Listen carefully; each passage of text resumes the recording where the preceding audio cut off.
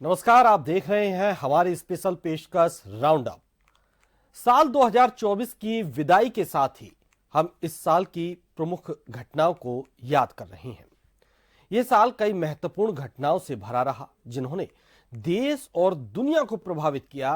साल 2024 राजस्थान के लिए राजनीतिक और सामाजिक उतार चढ़ाव से भरा रहा। इस साल राज्य में कई महत्वपूर्ण घटनाएं घटी, जिन्होंने राजस्थान को सुर्खियों में रखा। भाजपा के भजनलाल शर्मा की नेतृत्व वाली सरकार और कांग्रेस की वापसी ने राजनीतिक माहौल को गरमाए रखा। इसके अलावा पेपर लीक मामले, उपचुनावों में उथल पुथल, कोटा में छात्रों की आत्महत्या के मुद्दे और जयपुर अजमेर हाईवे जैसी बड़ी घटनाओं ने राज्य को सुर्खियों में रखा। इन घटनाओं ने राजस्थान के नागरिकों को कई चुनौतियों का सामना करने के लिए मजबूर किया है। राजनीति की दुनिया में साल 2024 काफी अहम रहा। इस साल भारत में लोकसभा के अलावा 8 राज्यों के विधानसभा चुनाव हुए, जिससे काफी समीकरण बदले। दिल्ली में मुख्यमंत्री अरविंद केजरीवाल तो झारखंड में हेमंत सोरेन को जेल तक हुई। आइए जानते हैं भाजपा कांग्रेस के अलावा अन्य पार्टियों से जुड़ी बड़ी सियासी घटनाएं जो काफी चर्चाओं में रही। साल 2024 में दिल्ली की सत्ताधारी आम आदमी पार्टी पर मुसीबत आई। शराब नीति घोटाले मामले में मुख्यमंत्री पद पर रहते हुए अरविंद केजरीवाल की गिरफ्तारी हुई।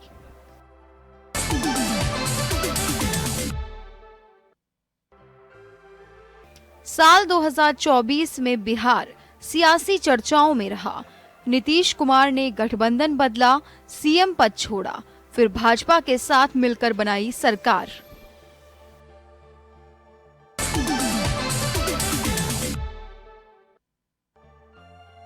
झारखंड में भी काफी उठापटक देखने को मिली। जमीन घोटाले में फंसे हेमंत सोरेन सीएम पद से इस्तीफा देना पड़ा। इस्तीफे के बाद सोरेन की गिरफ्तारी भी हुई। चुनाव के बाद हेमंत सोरेन तीसरी बार सीएम बने।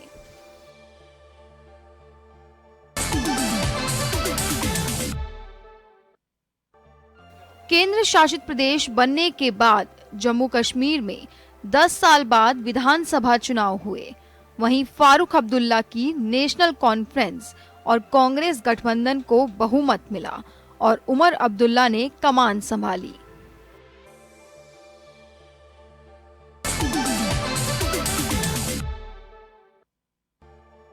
इसी साल महाराष्ट्र विधानसभा चुनाव में फिर महायुति सरकार की प्रचंड बहुमत से वापसी हुई। महाराष्ट्र में चुनाव आयोग ने उद्धव गुट की दलीलें खारिज कर शिंदे गुट को असली शिवसेना माना। अजीत पवार की एनसीपी को असली एनसीपी माना।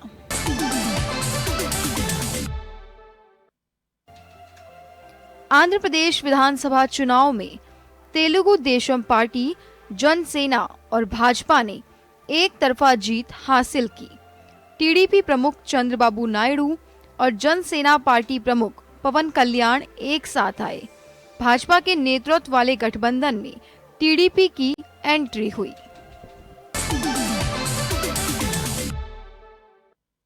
साल 2023 के बाद 2024 भी राजनीतिक मायनों में खास रहा। देश में तीसरी बार फिर भाजपा की सरकार बनी, तो उधर राजस्थान में लोकसभा चुनावों में भाजपा को नुकसान हुआ। हालांकि इसके बाद उपचुनाव में राजस्थान भाजपा ने विपक्ष को चारों खाने चित्त कर दिया। 2024 में भारतीय जनता पार्टी में क्या खास रहा, देखिए इस रिपोर्ट में। भारतीय जनता पार्टी के लिए साल 2024 कई मायनों में खास रहा। केंद्र में तीसरी बार पीएम मोदी के नेतृत्व में सरकार बनी। हालांकि पिछले 2 चुनावों के मुकाबले बीजेपी की सीटें कम रही, लेकिन एनडीए गठबंधन को सहयोग से भाजपा ने केंद्र में सरकार बनाई और कांग्रेस को विपक्ष में बैठना पड़ा। राजस्थान में लोकसभा चुनाव में भाजपा की परफॉर्मेंस कुछ कमजोर रही। साल 2014 और 2019 में क्लीन स्वीप करने वाली पार्टी इस बार 14 सीटों पर ही जीत दर्ज कर सकी। जबकि 11 सीटों पर कांग्रेस सहित अन्य दलों की जीत हुई। राजस्थान में सत्ताधारी पार्टी होने के बाद भाजपा की कम सीटें आना चर्चा का विषय रहा। राजस्थान में लोकसभा में खराब परफॉर्मेंस का खामियाजा प्रदेशाध्यक्ष को भुगतना पड़ा। प्रदेशाध्यक्ष सीपी जोशी से राजस्थान की कमान वापस ली गई और मदन राठौड़ को प्रदेशाध्यक्ष की जिम्मेदारी सौंपी गई। हालांकि मदन राठौड़ पुरानी टीम के साथ ही आगे बढ़े और साल के अंत तक अपनी टीम की घोषणा नहीं की। लोकसभा नतीजों के बाद राजस्थान को मोदी टीम में 5 चेहरों को जगह मिली। मोदी टीम के अधिकतम चेहरे रिपीट हुए तो उधर लोकसभा अध्यक्ष पद पर ओम बिरला को रिपीट किया गया। वहीं गजेंद्र सिंह शेखावत, अर्जुन मेघवाल, भूपेंद्र यादव को भी मंत्री पद पर फिर से जिम्मेदारी दी गई। उधर कैलाश चौधरी की हार के चलते उनकी जगह भागीरथ चौधरी को मंत्री बनाया गया। राजस्थान भाजपा को नया कप्तान मिला। मदन राठौड़ को जिम्मेदारी मिलने के बाद पदभार ग्रहण कर समारोह में एकजुटता का संदेश भी दिया। इस समारोह में पूर्व सीएम वसुंधरा राजे सिंधिया, मुख्यमंत्री भजनलाल शर्मा सहित तमाम नेता एक मंच पर साथ दिखाई दिए, जिसकी तलाश शायद राष्ट्रीय नेतृत्व को कई वर्षों से थी। लोकसभा चुनावों के ठीक बाद किरोड़ी लाल मीणा ने सुर्खियां बटोरी। राजस्थान में मंत्री पद से प्राण जाए पर वचन न जाए का जिक्र करते हुए इस्तीफा सरकार को सौंप दिया। हालांकि अभी तक इस्तीफा सरकार ने स्वीकार नहीं किया है। मीणा ने लोकसभा चुनाव में पूर्वी राजस्थान की सीटों के हारने पर मंत्री पद छोड़ने का ऐलान चुनाव के बीच में ही कर दिया था। उधर उपचुनाव में भी किरोड़ी मीणा दौसा सीट से अपने भाई को चुनाव नहीं जितवा सके। साल 2024 की शुरुआत में भाजपा सरकार को तब बड़ा झटका लगा जब श्री करणपुर विधानसभा सीट से भाजपा प्रत्याशी सुरेंद्र पाल टीटी चुनाव हार गए। 8 जनवरी को आए नतीजों से कांग्रेस ने सत्ता पक्ष की भाजपा सरकार को जमकर घेरा, जिसकी वजह से मतदान से पहले सुरेंद्र पाल टीटी को मंत्री पद देना भी था। प्रधानमंत्री नरेंद्र मोदी का 2024 में कई बार राजस्थान का दौरा हुआ। इस दौरान जयपुर भी पीएम मोदी आए तो उधर भाजपा मुख्यालय में विधायकों और मंत्रियों के साथ मुलाकात भी की। इस दौरान 3 दिन तक जयपुर में रुककर डीजी कॉन्फ्रेंस में भी शामिल हुए। इसके अलावा फ्रांस के राष्ट्रपति के साथ जयपुर भ्रमण किया। वहीं 9 दिसंबर को राइजिंग समिट और 17 दिसंबर को भजनलाल सरकार के 1 साल पर आयोजित कार्यक्रम में शामिल हुए। राजस्थान में 7 सीट पर हुए उपचुनाव में बीजेपी ने अपनी ताकत दिखाई। 7 में से 5 सीट पर भाजपा ने जीत दर्ज की, जबकि 7 में से भाजपा के पास पहले महज एक ही सीट थी।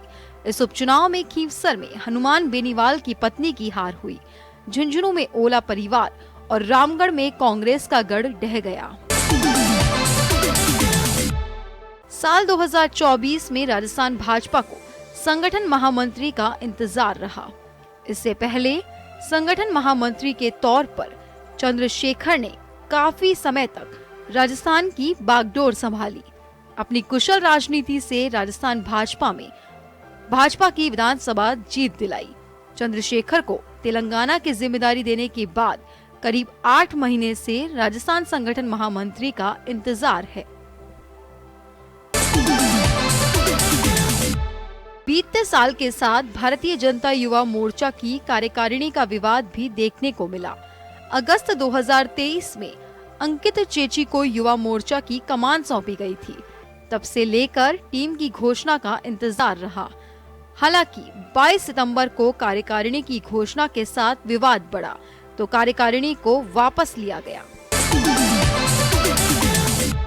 राजस्थान में सरकार भले ही साल 2023 के दिसंबर महीने में बनी हो, लेकिन मंत्रिमंडल बनने के बाद विभागों का बंटवारा हुआ और फिर भजनलाल सरकार ने काम करने की रफ्तार साल 2024 के शुरुआत में पकड़ी। गैस सिलेंडर 450 में देने की बात हो या फिर ईआरसीपी और यमुना जल समझौता हो, यहाँ तक कि पेपर लीक के आरोपियों को पकड़ने और पेट्रोल डीजल पर वैट कम भी साल 2024 में ही किया गया। भजनलाल सरकार ने अपने 1 साल के कार्यक्रम का बड़ा समारोह जयपुर में मनाया। प्रधानमंत्री नरेंद्र मोदी ने इस दौरान जनसभा को संबोधित किया, तो वहीं पीकेसी ईआरसीपी का शिलान्यास भी दौरान किया गया। पीएम मोदी ने इस दौरान भजनलाल सरकार के कामों की तारीफ के पुल बांधे। राजस्थान की भजनलाल सरकार ने पहले ही साल में rising Rajasthan global investment summit का आयोजन किया। लगभग 35 लाख करोड़ के एमओयू साइन किए गए। मुख्यमंत्री ने राजस्थान में निवेश लाने के लिए जर्मनी, यूके, जापान सहित कई देशों और प्रदेशों का दौरा किया। अयोध्या में राम मंदिर के दर्शनों को लेकर राजस्थान से भी बड़ी संख्या में लोग पहुंचे। उधर राजस्थान सरकार भी अयोध्या राम मंदिर के दर्शन के लिए पहुंची। मुख्यमंत्री भजनलाल शर्मा के साथ कैबिनेट और भाजपा विधायकों ने अयोध्या राम मंदिर के दर्शन किए। इसके साथ ही कई जनप्रतिनिधियों ने आमजन के लिए अयोध्या जाने के लिए गाड़ियों की भी व्यवस्था की। साल 2024 कांग्रेस के लिहाज से उतार चढ़ाव से भरा रहा। श्री करणपुर विधानसभा उपचुनाव से जीत की शुरुआत से लेकर लोकसभा में 11 सीटों की जीत और साल के अंत में विधानसभा उपचुनाव में बड़ी हार तक कांग्रेस खेमे में हलचल देखने को मिली। पेश है एक रिपोर्ट। दरअसल 2023 के विधानसभा चुनाव के दौरान कांग्रेस प्रत्याशी गुरमीत सिंह कुन्नर के निधन से श्री करणपुर सीट का चुनाव स्थगित हो गया था। इसके बाद इस सीट पर हुए चुनाव में कांग्रेस ने उनके बेटे रूपिंदर पर दांव लगाया, जबकि भाजपा ने सुरेंद्रपाल सिंह टीटी को मंत्री बनाकर मैदान में उतारा। जनवरी 2024 में हुए चुनाव में रूपिंदर कुन्नर ने टीटी को हराकर कांग्रेस को जीत दिलाई। हार के बाद टीटी ने मंत्री पद से इस्तीफा दिया और कांग्रेस ने उन्हें अग्निवीर मंत्री कहकर तंज कसा। 10 साल बाद में कांग्रेस की राजस्थान में वापसी। लोकसभा चुनाव में कांग्रेस गठबंधन ने जीती 25 में से 11 सीट। राजस्थान की 25 लोकसभा सीटों पर कांग्रेस ने सीकर में सीपीआईएम, नागौर में राष्ट्रीय लोकतांत्रिक पार्टी और डूंगरपुर बांसवाड़ा में भारत आदिवासी पार्टी के साथ गठबंधन किया। इन 3 सीटों के अलावा कांग्रेस ने 8 सीटों पर जीत दर्ज की। इस तरह कांग्रेस और सहयोगी दलों ने भाजपा को 25 में से 11 सीटों पर हराया। ये जीत न केवल प्रदेश कांग्रेस नेतृत्व के लिए बल्कि राष्ट्रीय स्तर पर भी पार्टी के लिए संजीवनी साबित हुई। साल 2024 की एक और बड़ी घटना। पूर्व यूपी अध्यक्ष और कांग्रेस नेता सोनिया गांधी राजस्थान से राज्यसभा की सदस्य चुनी गईं। सोनिया ने स्वास्थ्य कारणों से अपनी पारंपरिक रायबरेली लोकसभा सीट से चुनाव नहीं लड़ा और इसके बाद राजस्थान से वो राज्यसभा के लिए निर्विरोध चुनी गईं। वर्ष 2024 में हुए प्रदेश की 7 सीटों पर विधानसभा उपचुनाव में कांग्रेस को 6 सीटों पर हार का मुंह देखना पड़ा। कांग्रेस की न लहर चली और न ही सहानुभूति काम आई। कांग्रेस केवल दौसा सीट पर ही जीत सकी। पार्टी 4 सीटों पर न केवल हार गई बल्कि अपनी जमानत भी गंवा बैठी, जबकि झुंझुनू, देवली उनियारा और रामगढ़ में पार्टी को करारी हार मिली, जहां 2023 में पार्टी को जीत मिली थी। संगठन की मजबूती के लिए पार्टी ने किया ब्लूप्रिंट तैयार। विधानसभा उपचुनाव में हार के बाद कांग्रेस प्रदेश अध्यक्ष गोविंद सिंह डोटासरा ने इसकी जिम्मेदारी लेते हुए आगे की रणनीति पर काम करने का आश्वासन दिया। उन्होंने कहा कि कांग्रेस इससे सबक लेगी और मजबूती के साथ वापसी करेगी। नेता प्रतिपक्ष टीकाराम जूली ने भी नतीजों को अप्रत्याशित बताया और कहा कि आगामी विधानसभा चुनाव में कांग्रेस बेहतर प्रदर्शन करेगी। गृह मंत्री अमित शाह की तरफ से संसद में बाबा साहेब अम्बेडकर को लेकर दिए गए बयान पर जमकर बवाल हुआ। राजधानी जयपुर से लेकर जिला स्तर पर कांग्रेस ने धरना प्रदर्शन कर केंद्र सरकार को घेरा। वर्ष 2024 के अंत में भजन सरकार की कैबिनेट की तरफ से 3 संभागों और 9 जिलों को खत्म किए जाने पर जमकर बवाल हुआ। कांग्रेस ने सवाल उठाते हुए कहा कि प्रदेश सरकार ने पहला काम जनता के सपनों पर कुठाराघात करने का किया। खत्म किए गए जिलों में भेदभावपूर्ण रवैया अपनाया। सीएम ने अपना जिला बचाया, जबकि डिप्टी सीएम बैरवा को बैरंग लौटाया। फिलहाल यहां रुकेंगे एक छोटे से ब्रेक के लिए। ब्रेक के बाद फिर हाजिर होंगे 2024 की कुछ और यादों के साथ।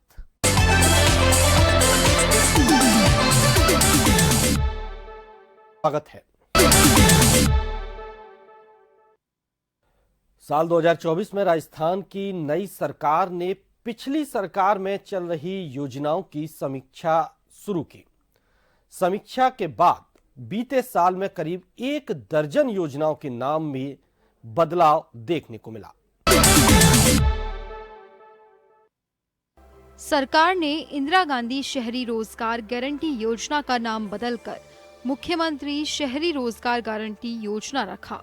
इस योजना का बजट 800 करोड़ रुपए है और इसे शहरी बेरोजगारों के लिए शुरू किया गया था। साल 2024 में इंदिरा रसोई योजना का भी नाम बदलकर अन्नपूर्णा रसोई योजना रखा गया। नाम बदला लेकिन योजना जारी है।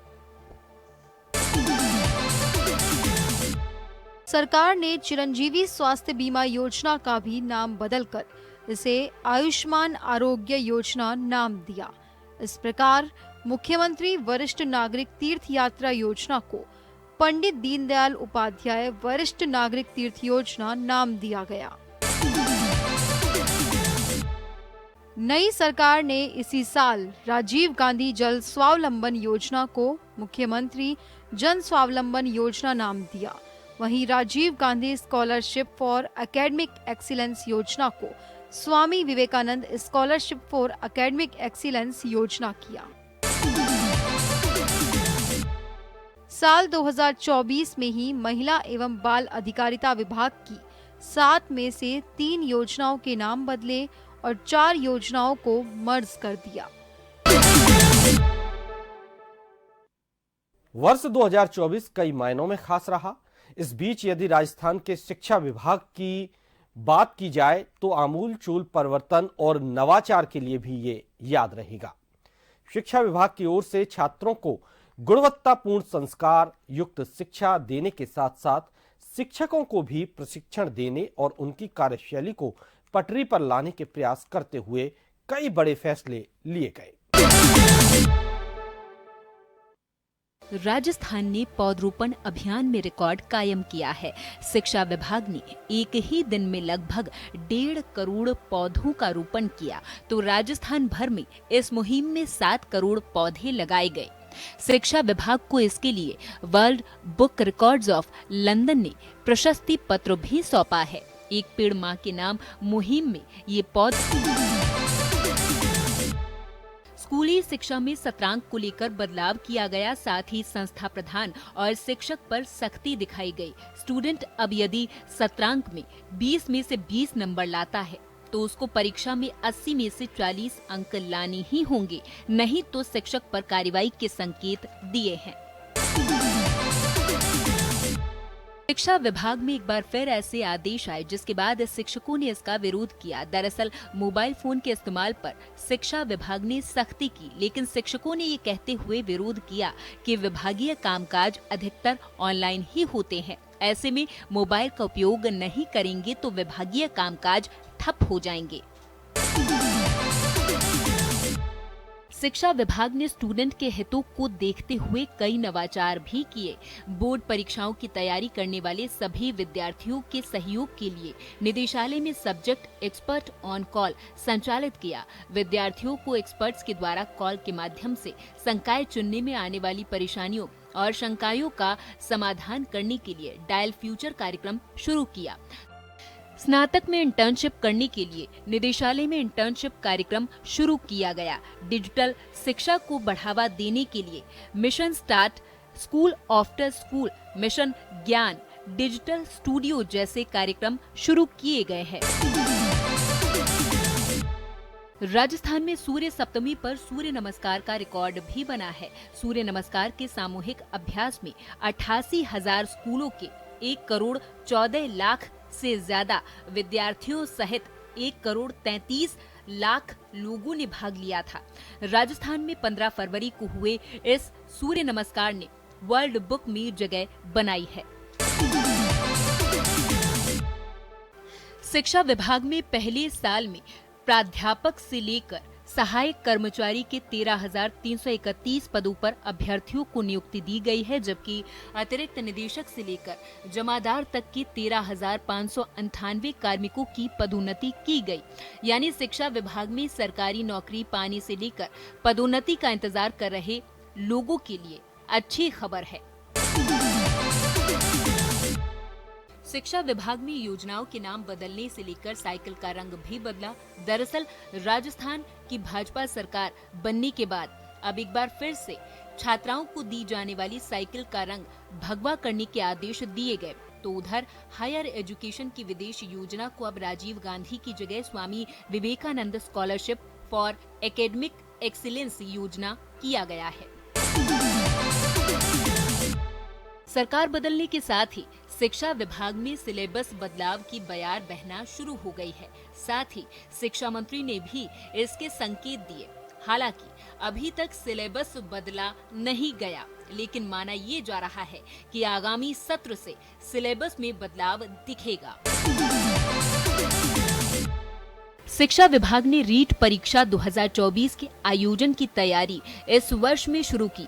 तो उधर परीक्षा की तिथि 27 फरवरी अभी तक तय मानी जा रही है। विभाग की ओर से रीट परीक्षा में कई नवाचार भी किए गए, जिसमें बायोमेट्रिक उपस्थिति, सिलेबस से सवाल तय किया गया है। उधर सीटेट परीक्षा में अब अभ्यर्थी को 3 साल तक योग्यता रहने के प्रस्ताव को भी कैबिनेट ने प्रस्ताव पास किया है। छात्र संघ चुनाव वर्ष 2024 में भी नहीं हुए। हालांकि चुनाव कराने की मांग को लेकर छात्र नेताओं ने सड़क पर आंदोलन जरूर किया। नेताओं और सरकार को मांग पत्र सौंपते हुए चुनाव कराने की मांग रखी, लेकिन सरकार के स्तर पर कोई कवायद नहीं हुई है। शिक्षा विभाग में वर्ष 2024 में कई शिक्षकों पर अनुशासनहीनता की कार्रवाई की गई है। जयपुर में शिक्षिका के पैर दबवाने के मामले ने तूल पकड़ा तो डीईओ के खिलाफ कार्रवाई की गई है। हालांकि अभी तक इस मामले पर तस्वीर साफ नहीं हो पाई। तो उधर राजसमंद में एक शिक्षक पर स्टूडेंट को भगाने के आरोप में शिक्षक को निलंबित कर दिया गया है। स्कूल में चाकूबाजी की घटना ने भी तूल पकड़ा। यहाँ तक कि हिंसा इतनी ज्यादा बढ़ गई कि उदयपुर में नेटवर्क भी बंद करना पड़ा था। इधर चाकूबाजी करने वाले स्टूडेंट के घर पर बुलडोजर भी चला है, जिसके बाद विभाग ने स्कूल बैग चेक करने के आदेश दिए। साथ ही चाकू, छुरी, कैंची सहित नुकीली चीजों को स्कूल में लाने पर रोक लगाई गई है। राइजिंग राजस्थान से पहले एजुकेशन प्री समिट का आयोजन हुआ। उच्च शिक्षा, स्कूल शिक्षा, संस्कृत शिक्षा, तकनीकी शिक्षा, कौशल एवं उद्यमिता विभाग और खेल एवं युवा मामलात के संयुक्त तत्वाधान में प्री समिट 2024 हुई है। इस समिट में मुख्यमंत्री भजनलाल शर्मा ने शिरकत की। वहीं निवेश को बढ़ावा देने के लिए कई एमओयू भी साइन किए गए हैं। शिक्षा विभाग ने अर्धवार्षिक परीक्षाओं को राज्य स्तर पर एक समान करवाया है। उधर शिक्षक संगठनों ने राज्य स्तर पर एक समान परीक्षा करवाने का स्वागत किया। इससे पहले जिला स्तर पर परीक्षा का आयोजन होता था। कक्षा 9, 10, 11 और 12 की अर्धवार्षिक और कक्षा 9 और 11 की वार्षिक परीक्षाएं राज्य स्तर पर ही एक ही टाइम टेबल, एक समान प्रश्न पत्र से करवाने के आदेश 5 सितंबर को जारी किए गए थे। साल 2024 राजनीति के लिहाज से काफी उतार चढ़ाव भरा रहा। राजनीतिक उठापटक और नेताओं के बयानों ने खूब सुर्खियां बटोरी। कई नेताओं के बयान आग में घी का काम करते रहे, लेकिन इन खट्टी मीठी यादों के साथ 2024 को कहेंगे अलविदा और आने वाले साल 2025 का करेंगे दिल से स्वागत। इसी के साथ दीजिए इजाजत। आप सभी दर्शकों को जन टीवी की तरफ से नव वर्ष की हार्दिक शुभकामनाएं।